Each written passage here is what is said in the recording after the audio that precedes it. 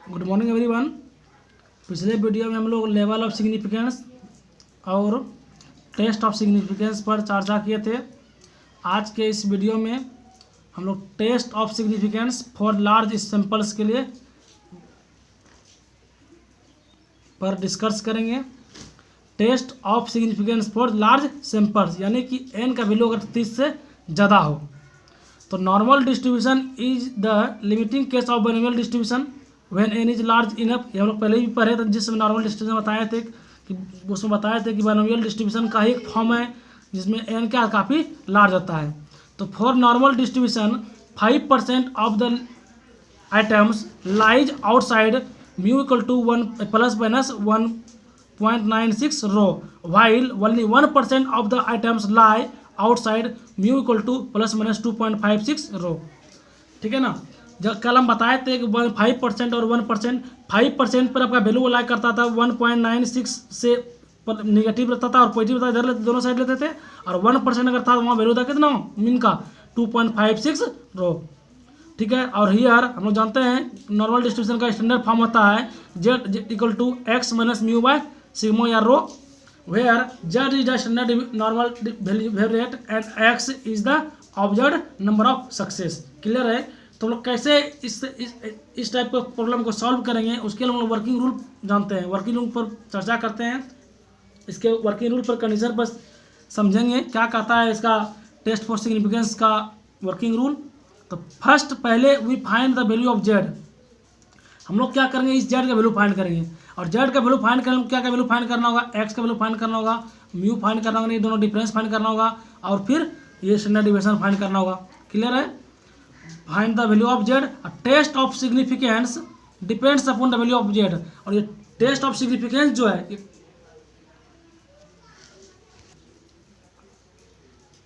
वो डिपेंड करता है किस पे, वैल्यू ऑफ जेड के। जेड का वैल्यू कैसा आया लेस देन जो आपका जो लेवल था ये लेवल और ये लेवल, ये दोनों लेवल के पर डिपेंड करता है किसका, जेड का वैल्यू। इससे कम आएगा तो क्या होगा, इससे ज़्यादा होगा तो क्या होगा, इससे कम आएगा तो क्या आएगा, इससे ज़्यादा होगा तो क्या होगा। चार कंडीशन इस पर डिपेंड करता है जेड। ठीक है। तो चारों कंडीशन हम लोग पढ़ेंगे। पहला कंडीशन क्या है कि if mode of Z less than अगर 1.96 आ जाए यानी जब हम जेड की वैल्यू फाइंड करेंगे गिवन डाटा को यूज करते हुए, अगर उसका वैल्यू 1.96 से कम आ जाए, लेस देन आ जाए, then difference between the observe and expected number of success.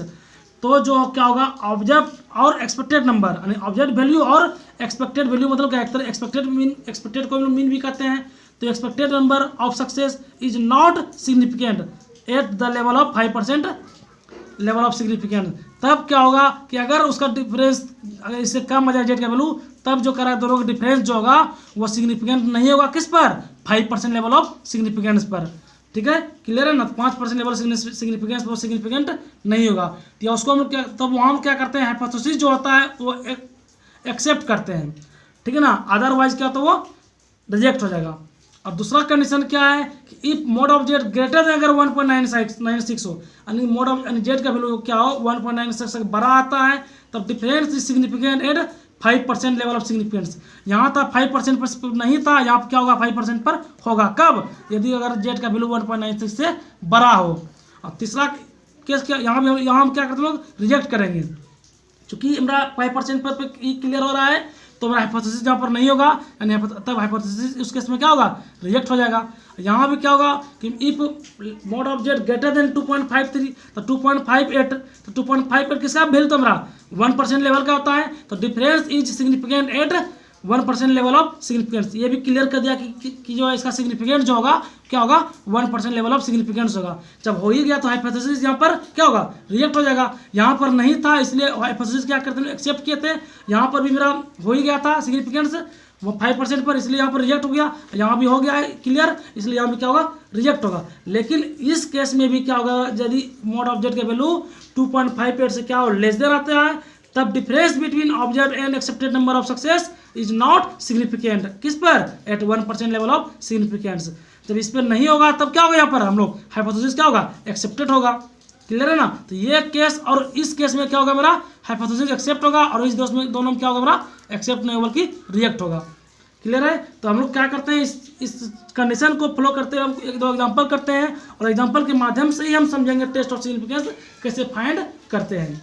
तो क्वेश्चन है कि कॉइन वाज टॉस्ड 400 टाइम्स, यानी कि एक सिक्का को 400 बार उछाला गया है, and the head turn up 216 times, और हेड जो आया कितना बार आया है, 216 बार आया है। तो test the hypothesis is that, तो हमको टेस्ट करना है हाइपोथेसिस का, इज दैट कि द कॉइन इज अनबाइज्ड, कौन क्या है, अनबाइज्ड है, किस पर, एट 5% लेवल ऑफ सिग्निफिकेंस पर। ये हमको क्या करना है, टेस्ट करना है कि जो कॉइन है, जो उछाला गया वो कॉइन है, वो अनबाइज्ड है, किस पे, 5% लेवल ऑफ सिग्निफिकेंस पर ये है कि नहीं, ये हमको क्या करना है, चेक करना है। तो सॉल्यूशन करते हैं। तो सबसे पहले हम सपोज मान लिए कि यहाँ पर क्या अनबाइज्ड है, ये हम क्या करते हैं, मान लिए कि अनबाइज्ड है। तो अनबाइज्ड जब होगा कॉइन, तब probability of getting off head in A toss, एक टॉस में करेंगे उसका प्रोबेबिलिटी कितना होता है, 1/2। तो एक्सपेक्टेड नंबर ऑफ सक्सेस, तो एक्सपेक्टेड नंबर ऑफ सक्सेस यानी मीन जो मेरा होगा कितना होगा, कितना टाइम टॉस किया था, 400 टाइम्स टॉस किया था, तो 1/2 इंटू 400, तो कितना निकला, 200 निकल गया हमारा क्या, expected number of success. Clear है। अब क्या फाइंड करेंगे लोग, एक्सपेक्टेड नंबर, ऑब्जेक्ट नंबर में फाइंड करेंगे। तो ऑब्जेक्ट नंबर आपका दिया हुआ है क्वेश्चन में ही, कितना टर्न आपको पता है, हेड 216 टाइम, 216 टाइम, यानी कि जो हेड आता है कितना बार आना चाहिए, 216 बार आना चाहिए। तो आपका क्या ऑब्जेक्ट मतलब दिया हुआ वैल्यू, तो ऑब्जेक्ट वैल्यू कितना दे दिया, 216। तो यहाँ से हम क्या कर दिए आप लोग, and the object value of success कितना, 216।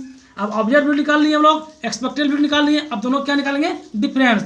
दस द एक्सेस और डिफरेंस, ये दोनों की जो होता है of object value over expected value, कितना, 216 माइनस 200, कितना निकला हमको डिफरेंस, 16 डिफरेंस निकला। क्लियर है। अब क्या करेंगे, ऑल्सो स्टैंडर्ड डिवीजन फाइंड करेंगे, चूंकि हमको फाइंड करना था हमको क्या, जेड, तो जेड लोग फॉर्मूला ये डिफरेंस बाय क्या, स्टैंडर्ड डिवीजन। तो स्टैंडर्ड डिवीजन पहले फाइंड कर रहे थे हम लोग यहाँ से। तो standard division of sampling, simple formula क्या होता है, नॉर्मल डिस्ट्रीब्यूशन में स्टैंडर्ड डिवीजन का रूट अंडर NPQ, पहले हम लोग बताए हैं इस फॉर्मूला को, NPQ होता है स्टैंडर्ड डिवीजन होता है। तो n का वैल्यू 400, p की वैल्यू 1/2, जब p 1/2 हेड का, तो टेल का कितना, वो भी q कितना होगा 1/2, या आप यहाँ से निकाल सकते हैं q बराबर कितना, 1 माइनस p, फॉर्मूला लगा भी निकाल सकते हैं। तो 1/2, तो सॉल्व किया, आपका वैल्यू है कितना आया, 10। किसका वैल्यू निकला मेरा, स्टैंडर्ड डिवीजन का। Here z equal to x minus क्या होता है, मीन, तो मीन मतलब क्या, म्यू, तो म्यू हुई मेरा क्या है, मेरा एक्सपेक्टेड वैल्यू है ये, सॉरी ये वैल्यू आ जाएगा यहाँ पर, ये 200। तो NP बराबर बटे कितना, रूट अंडर NPQ, तो इस पूरे का वैल्यू कितना निकाले हम लोग, 16, अब बटे कितना, इसका वैल्यू 10, तो 1.6। या तो आप यहाँ से सॉल्व कर सकते हैं, x का वैल्यू कितना रखिएगा, 216 रखिएगा, और NP मतलब n का वहाँ कितना, 400 इंटू p का वैल्यू 1/2, तो वहाँ से भी सॉल्व करके कीजिएगा, तो वैल्यू यही आएगा, 1.6 आएगा। तो देयरफॉर या here mode of Z equal to कितना आया, 1.6, विच इज लेस देन कितना है, 1.96। तो 1.96 से क्या है हमारा, ये लेस देन आया। जब 1.9 मोड ऑफ जेड 1.96 से लेस देन आता है, तो वैल्यू क्या होता है मेरा, वो सिग्निफिकेंट नहीं होता, किस पर, 5% लेवल ऑफ सिग्निफिकेंस पर, वो क्या होता है, सिग्निफिकेंट नहीं होता। इसका मतलब वहाँ हाइपोथेसिस क्या होता है, एक्सेप्ट होता है वहाँ पर। क्लियर है। तो यहाँ भी हाइपोथेसिस क्या होगा हमारा, एक्सेप्ट होगा। Therefore, the difference between observed value and accepted value is not significant, वो significance नहीं हुआ, किस पर, 5% लेवल ऑफ सिग्निफिकेंस यहाँ पर लिख सकते हैं चाहे तो, that is the hypothesis is accepted eight 5% level of significance. इस पर क्या करेगा, एक्सेप्ट करेगा। तो हम लोग जब that is we conclude that, हम लोग कंक्लूड किए द कॉइन इज अनबाइज्ड, जो हम जो माने थे वो क्या मेरा एक्सेप्ट कर रहा है, मतलब मेरा मानना क्या है, सही है, यानी वो कॉइन क्या होगा, अनबाइज्ड होगा, किस पर, एट 5% लेवल ऑफ सिग्निफिकेंस पर। क्लियर है ना। एक और एग्जांपल लेते हैं इसमें हम लोग। क्वेश्चन है कि ए डाई वाज थ्रोन 9000 टाइम्स, यानी एक डाई को कितना बार उछला गया है, लूडो के छक्का को 9000 बार क्या के उछला गया है, एंड ए थ्रो ऑफ 5 और 6 वाज ऑब्टेन, और जब थ्रो करता है तो क्या आता है, 5 या तो 6 आता है, या तो 5 गिरेगा या तो फिर 6 गिरेगा। ऑब्टेन कितना बार, 3240 टाइम्स, यानी 5 और 6 जो आने की संख्या वो कितना दिया, 3240 बार क्या आता है, वो या तो 5 आएगा या तो फिर 6 गिरेगा। तो on the assumption of random throwing के माने के आधार पर, do the data inside an unwise die, क्या वो डाटा इंडिकेट करता है अनवाइज डाई को, ये हमको प्रूव करना है कि अनवाइज डाई इंडिकेट करता है या फिर 22 को, ये हमको क्या करना है, निकालना है। तो यहाँ मेरा अनवाइज हुआ था, अब यहाँ देखते हैं क्या होता है, अनवाइज हो गया फिर 22 होता है। तो हम लोग मान लेते हैं suppose the die is unbiased, हम क्या मान लें, सपोज कि डाई क्या अनबाइज्ड, अनबाइज्ड आप लोग समझ में आ रहा है क्या होता है कि निष्पक्ष, कि इसमें कोई उसको विरोध करने वाला नहीं है, तो अनबाइज्ड हो गया वो। Then the probability of throwing 5 और 6 वन विथ वन डाई कितना 1/3, तो 5 और 6 2 बटे कितना टोटल 6 होता है, 2/6 मतलब 1/3, यानी 5 और या 6 होने की प्रोबेबिलिटी कितना हम लोग को आया, दोनों साथ होने का 1/3 आया। तो आप क्या निकालेंगे, एक्सपेक्टेड नंबर ऑफ सक्सेस निकालेंगे, तो 1/3 कितना टाइम्स उथला था 9000 टाइम्स, 9000 से मल्टीप्लाई कर दिए तो 3000 निकला क्या मेरा 3000 एक्सपेक्टेड नंबर निकला। अब ऑब्जेक्ट नंबर क्या दिया हुआ आपका 3240 दिया हुआ, क्या ऑब्जेक्ट नंबर दिया हुआ है 3240, देयरफॉर दोनों का डिफरेंस होगा 10 the excess of object value and expected value, excess मतलब डिफरेंस कितना हो जाएगा 3240 माइनस 3000 यानी 240 निकल गया हमारा डिफरेंस। फिर अब क्या फाइंड करेंगे, स्टैंडर्ड डिवीजन फाइंड कर लिए, एन पी क्यू, एन का मान पता है 3000, पी की वैल्यू कितना 1/3, तो क्यू यहाँ से कितना निकलेगा, यहाँ से क्यू निकाल सकते हैं, ये पी की वैल्यू है तो क्यू कितना हो जाएगा 2/3, सॉल्व कर लिए तो 44.72 क्या निकला मेरा, ये स्टैंडर्ड डिवीजन निकाल लिए। आप क्या करेंगे, जेड वाला फॉर्मूला लगाएंगे लोग, जेड का फॉर्मूला क्या होता है X minus N P by root standard division N P Q, तो एक्स माइनस एन पी की वैल्यू कितना 240, बाय इतना सॉल्व कर ले 5.4 अप्रॉक्सीमेट, तो हियर मोड ऑफ जेड जो निकला 5.4, ये क्या ग्रेटर देन किससे 2.58 से, तो 2.58 से ग्रेटर देन, कौन सा कंडीशन अप्लाई होगा मेरा, जब वैल्यू 2.58 से ग्रेटर देन आ रहा है ये वाला, तो ये लेवल ऑफ सिग्निफिकेंस किस पे होगा 1% पे, यानी यहाँ पर हो रहा है एक्सेप्ट नहीं बल्कि क्या होगा रिजेक्ट होगा, यानी जो हम माने हैं वो क्या होगा वो रिजेक्ट करेंगे, क्लियर है ना। तो यहाँ पर क्या होगा so the hypothesis is rejected, यानी जो माने हैं मेरा मानना क्या है रिजेक्ट है गलत है, तो सही क्या है एट 1% पर significance and we conclude that die is biased.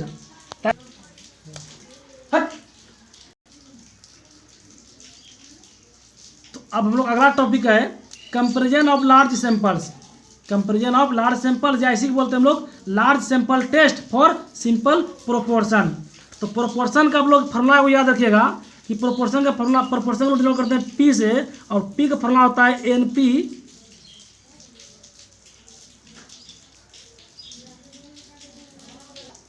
Proportion का फॉर्मूला होता है एन पी बटे एन होता है, यहाँ से एन कट जाएगा बचेगा क्या पी, यानी प्रोपोर्शन में क्या हो गया निकला पी निकला। तो उसी यूज करेंगे हम लोग, को क्या कर रहा है large sample test for single proportion के लिए, let 2 large samples of size n1 and n2 be drawn from the population of proportion of attributes as p1 p2 respectively. मतलब क्या कर रहा है कि मान लिया कोई मेरा एक पॉपुलेशन है, इस पॉपुलेशन p में से 2 पॉपुलेशन हम मान लिया p1 p2 जिसका साइज कितना हुआ है n1 और n2, यानी ये पॉपुलेशन इसी पी से निकाले p1 ऐसे निकाले क्या p2, इसका साइज क्या होगा n1, इसका साइज क्या होगा n2, क्लियर है। तो यहाँ पर हम लोग हाइपोथेसिस क्या मानते हैं कि as regards the attributes the 2 populations are similar, यहाँ दोनों पॉपुलर क्या होना चाहिए सिमिलर होना चाहिए, उसके लिए हम लोग कैसे निकालेंगे, और यही एग्जामिनेशन में पूछता भी है, इसी पर आधारित क्वेश्चन पूछता है। तो on the combining the 2 samples, अगर दोनों सैंपल्स S1 S2 कंबाइन कर लें तो P1 प्लस P2 मेरा क्या बन जाएगा P बन जाएगा। तो P इक्वल टू क्या फॉर्मूला होता है, फॉर्मूला याद रखिएगा N1 P1 plus N2 P2 bye N1 plus N2, ये काफ़ी इंपॉर्टेंट फॉर्मूला है सॉल्व करने के लिए, इसको याद रखिएगा। Where P is the common proportion of the attributes, इस दोनों एट्रीब्यूट्स के लिए मेरा एक कॉमन क्या होगा P1 P2 लिए कॉमन में क्या होगा P होगा मेरा, ठीक है ना। हियर जेड वर्ग क्या फॉर्मूला होगा यहाँ पर P1 minus P2 by E, यानी इसके लिए पहला के जो प्रोपोर्शन माइनस दूसरा का प्रोपोर्शन, यानी P1 माइनस P2 और बाय कितना E, where E is the standard error, ये क्या है मेरा स्टैंडर्ड एरर है of the combined sample, combined sample जो S1 और S2 का जो S है उसका क्या होगा मेरा E क्या होगा मेरा स्टैंडर्ड एरर होगा। तो देन E स्क्वायर का फॉर्मूला होता क्या हो जाएगा, पहला के लिए E1 इसके लिए E2, तो E1 square plus E2 square, यानी कि E स्क्वायर वैल्यू क्या होगा E1 square plus E2 square, और E1 स्क्वायर वैल्यू पहले निकाले हैं स्टैंडर्ड एरर का PQ बटे N1, और प्लस E2 स्क्वायर वैल्यू क्या होता है PQ बटे N2, यहाँ से वैल्यू लिख दिया है चूँकि E1 स्क्वायर वैल्यू कितना होता है PQ बटे N1 और E2 स्क्वायर वैल्यू कितना होता है PQ बटे N2, यहाँ से PQ कॉमन ले लिए तो 1 बटे N1 प्लस 1 बटे N2, ये क्या निकला मेरा वैल्यू निकला, किसका वैल्यू निकला E स्क्वायर वैल्यू निकला। आप क्या करेंगे ये जो जेड फाइंड करेंगे ये जेड डिपेंड करेगा फिर किस पे, वो जो हम लोग एक लेवल लेंगे। यहाँ क्या केस क्या हो रहा है कि यदि if mode of Z greater then 3, यदि अगर Z mode of Z find करेंगे यहाँ से अगर उसका वैल्यू 3 से ज़्यादा होता है then the difference between P1 and P2, तब जो इसका डिफरेंस होगा P1 P2 का इज सिग्निफिकेंट, वो क्या होगा, सिग्निफिकेंट होगा। क्लियर है। और यदि if mode of Z less than 2 आता है देन डिफरेंस में भी क्या, फ्लक्चुएशंस ऑफ सैंपलिंग। इसका अर्थ होता है कि हमेशा क्या, घटना बढ़ना, कभी बढ़ेगा कभी घटेगा। फ्लक्चुएशन का मतलब क्या होता है, घटना बढ़ना। यानी कि अगर मोड ऑफ जेड का वैल्यू 2 आएगा तो यहाँ जो सिग्निफिकेंट मेरा क्लियर नहीं होगा कि वो घटेगा कि बढ़ेगा, नहीं यहाँ पर नो सिग्निफिकेंट होगा। यहाँ क्या कर सकते हैं लोग, अगर less than Z less than 2 पे नो सिग्निफिकेंट। एक और इसका होता है तीसरा केस कि if 2 less than Z less than 3, यानी जेड का वैल्यू 2 और 3 के बीच आता है, then the difference is significant and 5% level of significance. तब सिग्निफिकेंट किस पर होगा, 5% लेवल ऑफ सिग्निफिकेंस पे होगा। क्लियर है। और ये हाइपोथेसिस दूसरा होता है, ये इस पर क्वेश्चन नहीं पूछता है एग्जामिनेशन में, कि तब देख लेते हैं हम लोग क्या होता है।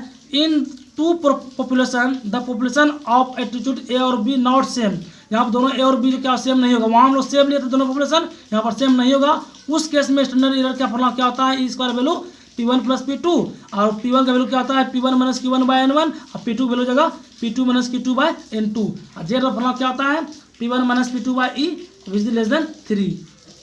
तो difference is due to fluctuation of sample. ये एग्जामिनेशन में नहीं पूछता है, उतना इंपॉर्टेंट नहीं है ये। तो हम लोग जो हाइपोथेसिस पहला वाले फॉर्मूला जो पढ़े उस पर हम 1-2 एग्जांपल लेते हैं। पहला एग्जांपल है, इंपॉर्टेंट एग्जांपल है, पूछा हुआ एग्जांपल है कई एग्जामिनेशन में। इन ए सिटी ए, कोई सिटी ए है जिसमें 20% of random sample of 900 school boys had a certain slight physical defect, जिसमें क्या करा है, एक स्कूल में 20% जो रैंडम है, 20% सिटी में जो है रैंडम सैंपल 900 स्कूल बॉयज क्या करा है, उसमें फिजिकल डिफेक्ट है, यानी उसको कोई ना कोई बीमारी है। फिजिकल डिफेक्ट मतलब कोई को उसको बीमारी है। और एक दूसरा स्कूल है बी जिसमें 18.5% of random sample of 1600 school boys क्या है, सेम डिफेक्टेड है, वही बीमारी फिजिकल डिफेक्ट। दूसरा स्कूल में भी कितना बच्चे को, 1600 स्कूल में से कितना परसेंट, 18.5%। तो is the difference between the proportion significant, मतलब इसका प्रोपोर्शन सिग्निफिकेंट क्या होगा, सिग्निफिकेंट होगा कि नहीं होगा, अगर होगा तो कितने परसेंट पर होगा, तो ये हमको निकालना है। तो कंपेरिजन में हमेशा एक ही होता है, सिर्फ किस पे, 5% पर ही होता है, इसमें 1% लाई नहीं करता है। या तो होगा या तो फिर नहीं होगा, अगर होगा तो फिर किस में होगा, 5% पे होगा। तो हमारे पास दिया हुआ भी है, N1 कितना दिया हुआ है स्टूडेंट, पहला के लिए 900, N2 कितना दिया हुआ है 1600, और P1 कितना दिया हुआ है, कितना परसेंट, 20%। तो 20% मतलब 1/5, और P2 कितना 18.5%, 18.5/100। यहाँ से P निकाल लिया फॉर्मूला हम लोग, N1 P1 plus N2 P2 bye N1 N2 plus N1 plus N2, सारे वैल्यू पुट कर लिए, ये सॉल्व कर लिया गया 0.19। किसका वैल्यू निकला, P का। जब P निकला हमको 0.19, तो Q कितना निकलेगा, 1 माइनस P करके, तो 0.81। P निकाल लिए, Q निकाल लिए। अब ई स्क्वायर निकालना है हमको, तो स्क्वायर फॉर्मूला क्या बताएं हम लोग, PQ into 1/N1 plus 1/N2, सारे वैल्यू को पुट कर लिए, P का वैल्यू, Q का वैल्यू, 1/N1 का वैल्यू, N2 वैल्यू सॉल्व कर लिए, ये वैल्यू E का वैल्यू कितना निकला 0.04। अब क्या निकालना है हमको, Z का वैल्यू निकालना है। तो Z का वैल्यू फिर एक के ऊपर निकालना है, P1 P2 निकालते हैं हम लोग। तो P1 माइनस P2 वैल्यू कितना निकलेगा, 1.5/100। चूँकि P1 P2 जो दोनों का डिफरेंस है वो आपका दिया हुआ है, यहाँ से आप निकाल सकते हैं कि P1 था कितना 20/100, और ये 18.5/100, दोनों का डिफरेंस लेंगे तो कितना 1.5 आएगा। तो 1.5/100 तो कितना निकलेगा 0.015 निकला P1 P2 का। Therefore Z equal to formula क्या आता है, P1 P2 माइनस E। तो P1 P2 वैल्यू निकाले हैं, E का वैल्यू निकाले हैं, सॉल्व कर लें 0.37 विच इज लेस देन 1। तो that is modulus of Z less than 1 आ गया। अब 1 किससे छोटा है, 2 से छोटा है, इसका मतलब मोड ऑफ जेड कितना लेस देन 2 आया। और लेस देन 2 का क्या कंडीशन है, अगर मोड ऑफ जेड कंपेरिजन में लेस देन 2 आता है तो यहाँ क्या आता है, तो डिफरेंस में भी फ्लक्चुएशन ऑफ सैंपलिंग इसमें कोई सिग्निफिकेंट नहीं होगा। तो therefore difference between the proportion is not significant, क्या हुआ, नॉट सिग्निफिकेंट। एक और क्वेश्चन है, in 2 large population are 30% and 25% respectively of fair head people, कि क्या कर रहा है कि 2 लार्ज पॉपुलेशन दिया हुआ है, 30% और 25% जो क्या कर रहा है, फेयर हेड पीपुल है। Is this difference likely to be hidden in samples of 1200 and 900 respectively from the population. इसको वही चेक करना है क्या 1200 और 900 अगर लेते हैं टोटल उसमें पीपुल, उसके लिए क्या उसका पॉपुलेशन होगा, क्या उसमें सिग्निफिकेंट होगा, ये हमको फाइंड करना है। तो P1 दिया हुआ है 0.30% मतलब 0.3, P2 दिया हुआ है 25% मतलब 0.25। यहाँ से P1 P2 फाइंड कर लें, P1 माइनस P2 0.05 निकालिए। ई स्क्वायर वैल्यू फाइंड कर लिए फार्मूला से 0.0195 निकल गया। और जेड का फॉर्मूला क्या होता है P1 minus P2 by E. तो यहाँ से हम क्या कर लिए E2 फाइंड कर लिए, क्या हो गया 2.5। ये वैल्यू जो है मेरा 2 से बड़ा है और 3 से छोटा है, यानी 2 और 3 के बीच में है। इसका मतलब hence the difference is significant at 5% level of significance. क्योंकि बताएं कि अगर जेड का वैल्यू 2 और 3 के बीच आता है तो किस पे होता है सिग्निफिकेंट, 5% लेवल ऑफ सिग्निफिकेंस पर। तो ये मेरा क्या हो गया, difference is significant at 5% level of significance. एक क्वेश्चन आप लोग बना के लाइएगा। In a sample of 600 men from a certain city 450 are found smoker. 600 आदमी किसी सिटी में है, उसमें से साढ़े 450 क्या करा स्मोकर है, यानी कि वो कुछ स्मोक करता है। In another sample of 900 main, एक दूसरा सिटी है उसमें 900 आदमी है, उसमें भी 450 क्या करा स्मोकर्स है। तो do the data indicate the city significant difference with respect to the habit of smoking among men. तो हमको डाटा तैयार करना कितना परसेंट जो क्या कर दोनों में से करता है। तो सॉल्व कीजिएगा, और नहीं बनेगा तो कमेंट कीजिएगा, हम लोग अगले वीडियो में इसको सॉल्व कर देंगे। उम्मीद है कि आज का ये कॉन्सेप्ट जो बताएं ये समझ में आ गया होगा। बस आप लोग से एक रिक्वेस्ट है कि लैंग्वेज प्रॉब्लम है, आप जितना इसको प्रयास कीजिएगा प्रॉब्लम को सॉल्व करने का, जितना आप प्रैक्टिस कीजिएगा उतना बेटर रहेगा। धन्यवाद।